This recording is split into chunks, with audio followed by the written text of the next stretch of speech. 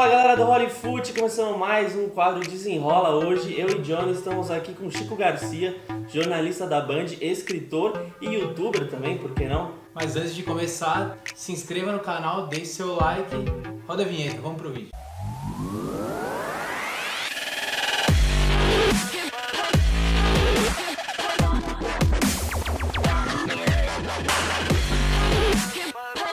Chico, pra começar, cara, qual é que é ser o cara mais bonito do jornalismo esportivo no Brasil, velho? Não é verdade, mas espalha. Espalha que me serve.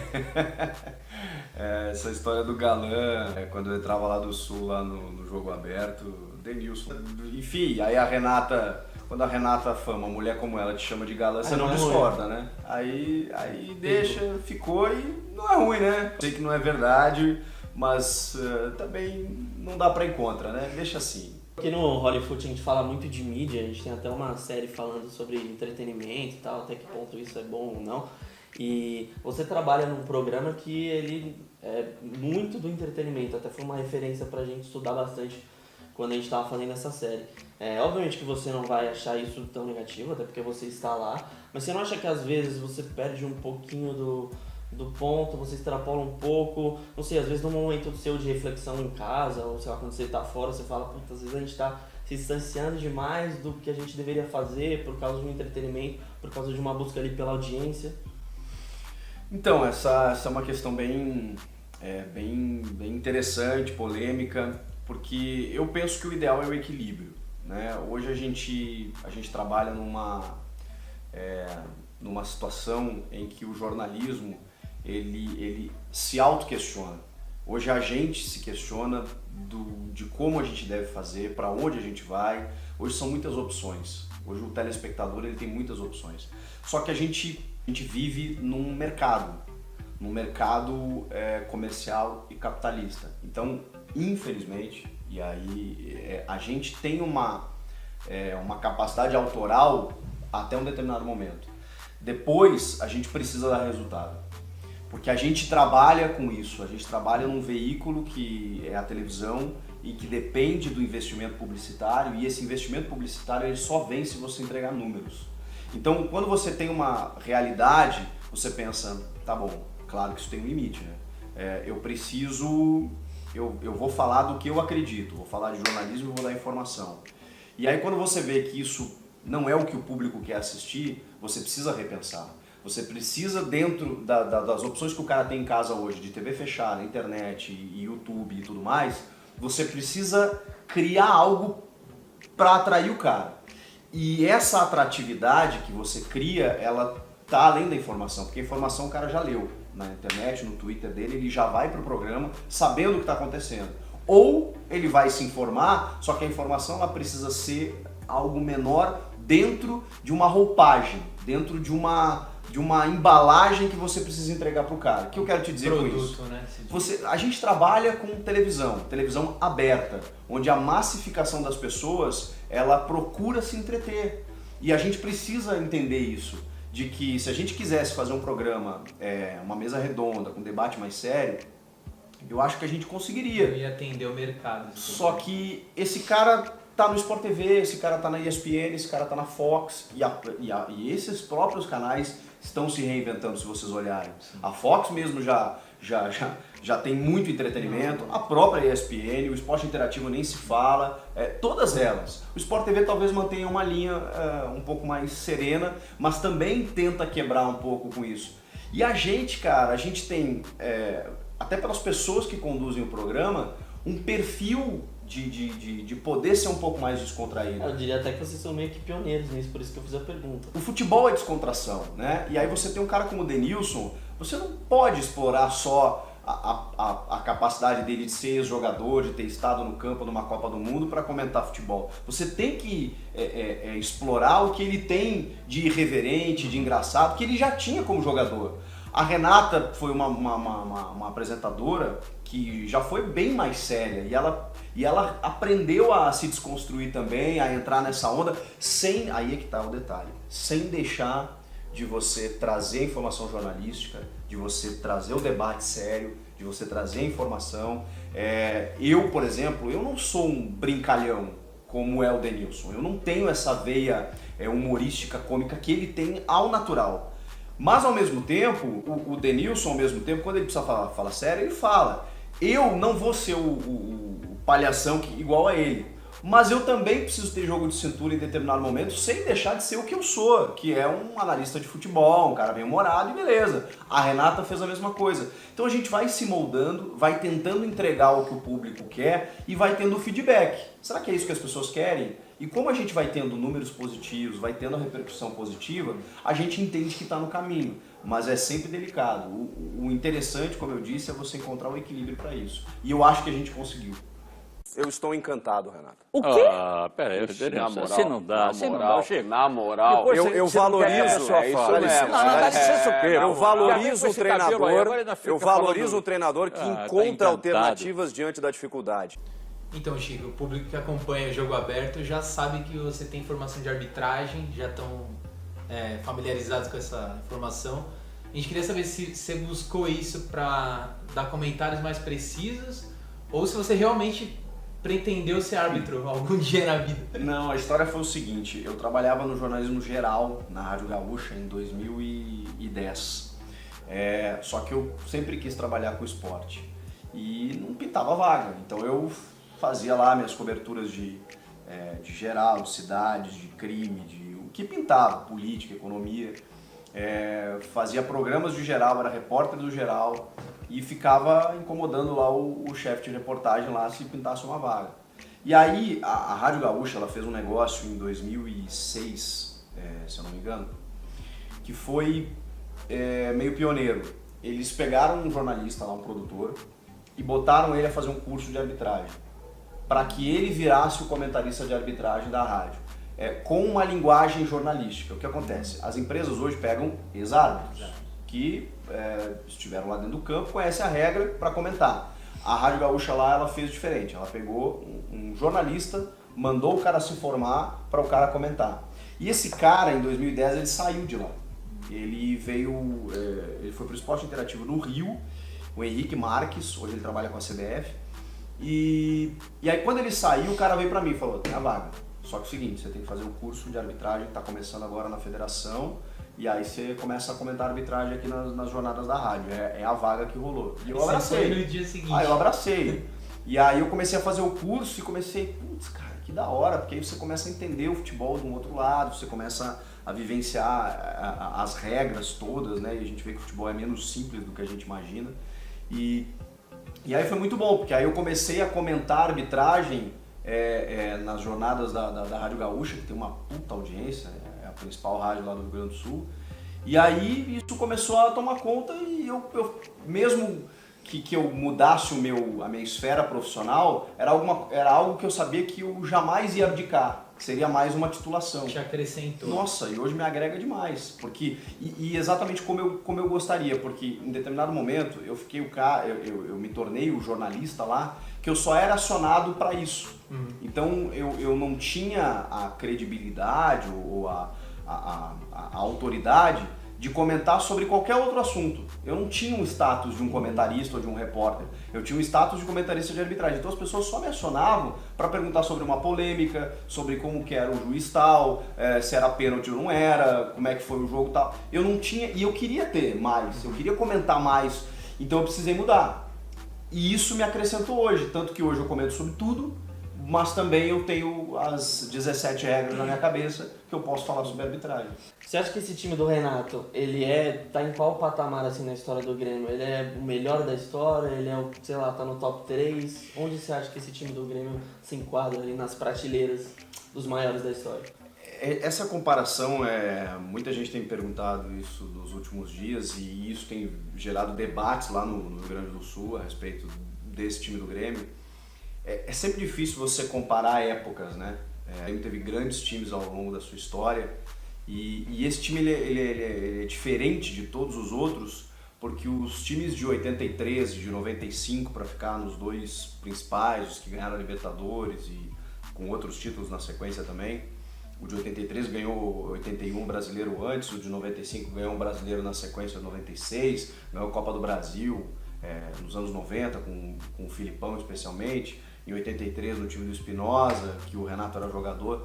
Esses times do Grêmio, eles tinham muita pegada, que era uma tradição do futebol gaúcho, charrua, tinha o De Leon de zagueiro, que é um uruguaio, depois na década de 90 o Rivarola com o paraguaio, com o Adilson Batista, um cara mais técnico, Saga de respeito. Mazudinho, que era um cara que chegava junto, então sempre teve um time muito aguerrido, e esse Grêmio de hoje, ele é muito técnico, e comandado pelo Renato, que era um cara desse espírito de raça, de entrega e tal. Então é muito difícil a gente analisar.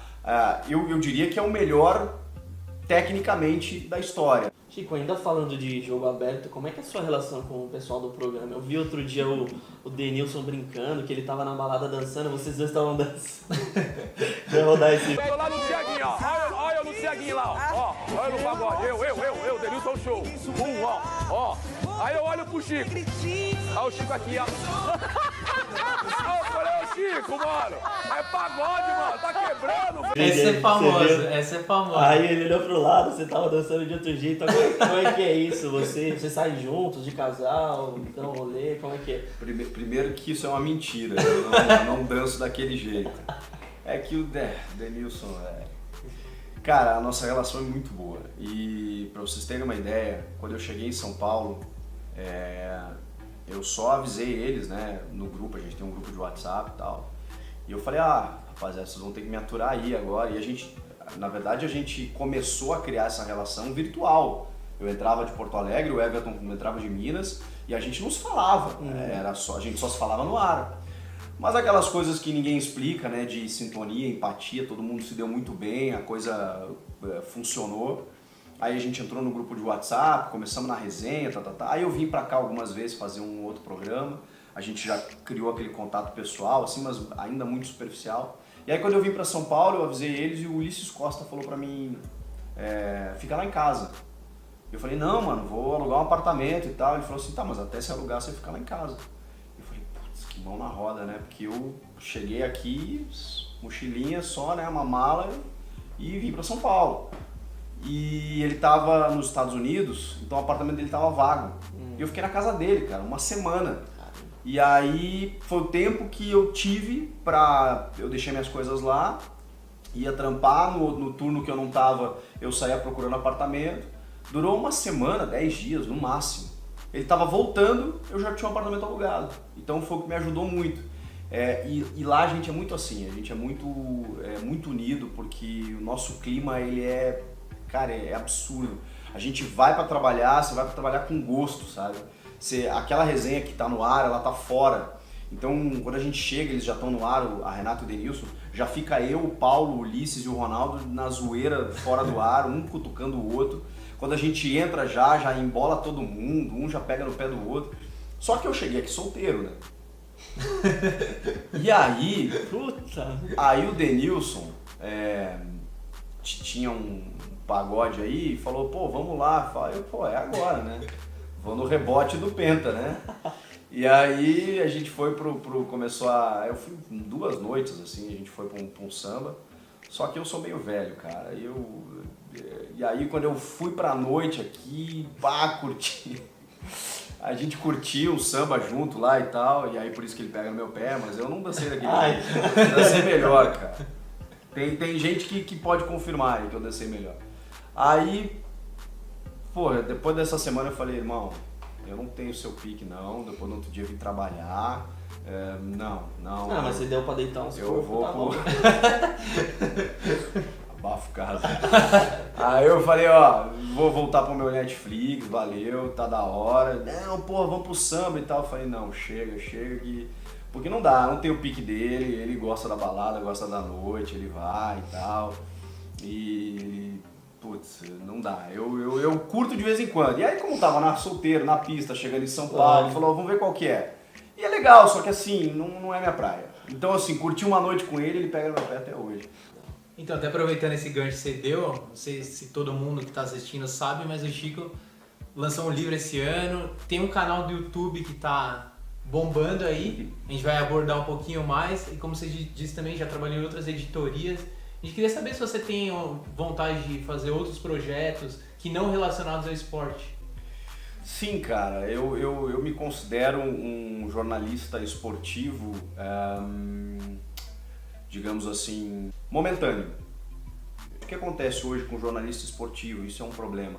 A gente fica muito alienado, né? A gente fica muito fechado no jogo de domingo, no treino de hoje à tarde. Sim, e às vezes não... Vou até fazer uma inconfidência, a gente tava vindo pra cá no carro e tava comentando com eles exatamente sobre isso. Eu falei assim, pô, de vez em quando vem umas coisas do Chico na timeline do Twitter se posicionando sobre a política, sobre questões do país que são relevantes, né? Como jornalista a gente precisa se posicionar. Exato, que eu até deveria fazer mais, mas é que o jornalismo esportivo nos consome muito. E esse é o risco, de você ficar muito focado numa coisa e meio que não se dá conta do que está acontecendo na sua volta. E a gente precisa... alheio, né? A gente precisa se entender o que acontece na América do Sul, no nosso planeta, no nosso país. A gente precisa entender o atual momento, e especialmente como jornalistas, formadores de opinião.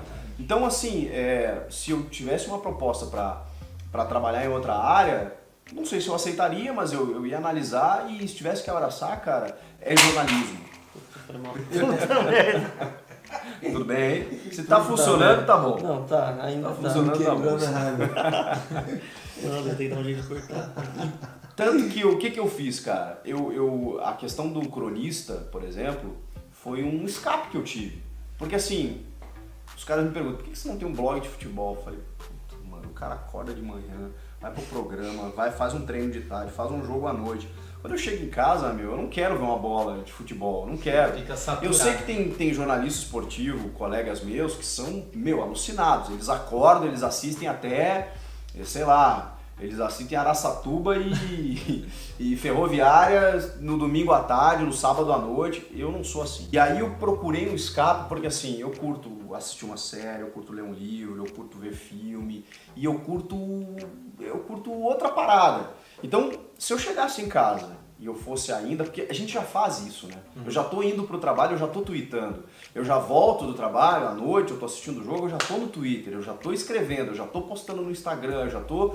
Então assim, se você criar mais um conteúdo sobre isso, pô, você não vive mais. E aí você fica na dependência de ter que abastecer uma audiência. Então peraí, quem me paga é a Band, eu já tenho lá o meu espaço, que eu falo de futebol lá, e beleza. Fora dali... O que eu gosto de fazer? Puta, eu gosto de falar sobre o universo dos relacionamentos e tal. Aí eu comecei a escrever meio que como um escape, como uma curtição, uma terapia, e a coisa foi crescendo. Mas assim, foi exatamente para eu me tirar um pouco desse núcleo que a gente insiste em não sair quando atua no esporte. E o seu feedback foi excelente, pra quem ainda não conhece o canal, faz a propaganda aí, Chico. Crônicas do Chico, tem @Crônicas do Chico no Instagram e no Twitter. youtube.com/Crônicas do Chico, no YouTube estamos com o canal. E também tem o blog. 10 mil inscritos já. Ah, amém, estamos chegando lá. Inscreva-se no canal, nesse aqui e no meu também. e tem o nosso blog, eu tenho um blog que aí sim eu posto textos lá toda semana. Tem mais de, deve ter uns quase 300 textos lá, crônicasdochico.com.br. Só entrar lá, você tem texto sobre o que você quiser, sobre o cotidiano amoroso. E tem o livro, né, Mulheres de Moletom e Outras Crônicas, que nas melhores livrarias do ramo aí você pode conferir. Então, ainda continuando no canal do YouTube, a gente se surpreendeu, inclusive. Que bom. Positivamente, fique marcado isso. Você atinge um público muito grande, um público diferente, né, do grande público que te conhece, como a gente conhece do esporte, por exemplo. A gente queria saber se esses temas tabus, essas questões que você trata lá, se isso é uma coisa que você gosta tanto quanto o esporte. Sim, eu nem saberia colocar numa balança, porque são duas coisas que me dão muito prazer hoje. Especialmente fazer o jogo aberto, que é algo que, se alguém me dissesse, a partir de agora você vai só escrever livros, caraca, vou ter que abrir mão do jogo aberto. Ou se alguém me dissesse, você vai continuar no jogo aberto, mas você tem que parar com essa história. As duas coisas me fariam falta, porque as duas me preenchem, as duas me completam. O esporte é algo que está muito no dia a dia, está muito de todos nós, né? É algo que eu amo falar desde que eu nasci. E o trabalho como cronista é algo que desenvolve uma outra paixão minha, que é escrever, que é entender um pouco o universo humano que é tão vasto. E dentro desse trabalho de cronista, a gente também deu uma fuçada lá no canal do Chico. A gente viu que tem muitos comentários de mulheres assim, até maduras. É outro público assim, completamente, né? Como é que é o feedback, cara, que você tem? Tem um negócio engraçado, porque o meu livro chama Mulheres de Moletom, porque eu fiz um vídeo selfie sobre mulheres de moletom, sobre esse texto em 2015, eu acho, no Facebook. E esse vídeo ele tomou uma proporção absurda, assim, daqueles virais assim que tem 220 mil compartilhamentos. É um negócio animal. Ele tem no Facebook, ele tem 8 milhões de views. É um absurdo. Então era muito engraçado, porque eu olhava nos comentários lá e tem, sei lá quantos mil comentários. E aí de vez em quando eu dou uma passada nos comentários lá. Tem as mulheres comentando com os caras, tipo assim, assiste esse vídeo. Aí o cara falando assim, mano, esse é o cara do jogo aberto. Tipo assim, a mulher não fazia ideia do que, né, que eu trabalho na Band, e o cara só me conhecia da Band. Aí falou assim, mano, como assim? E aí eu comecei a fazer a sinergia entre dois públicos. E tem gente ainda no YouTube lá que me acompanha e tal, que não faz ideia que eu sou jornalista esportivo. A galera do Jogo Aberto hoje já sabe um pouco, porque a gente fala bastante, a Renata fala e tal. Mas é engraçado isso, o cara às vezes começa a acompanhar e fala assim, mano, mas esse é o cara que aparece na TV. ou às vezes o cara conhece meu trabalho de cronista, tá zapeando e fala assim, ixi, esse não é o cara do YouTube lá e tal. Oi pessoal, hoje nós vamos falar de uma coisa séria, muito séria, delicada. Quem nunca? Eu nunca. Tá, uma vez. Ok, 2. 5. Tá bom, 15, mas é muita pressão, caramba. Broxar não é legal. Valeu, Chico, pela entrevista. Obrigadão mesmo por receber o Hollywood aqui. Tamo junto. E se você curtiu o vídeo, não esquece de deixar o like aqui embaixo. Não esquece de se inscrever no nosso canal, assistir nossos outros vídeos, assistir nossa série. E a gente se vê na próxima, galera. Abração. Valeu, galera.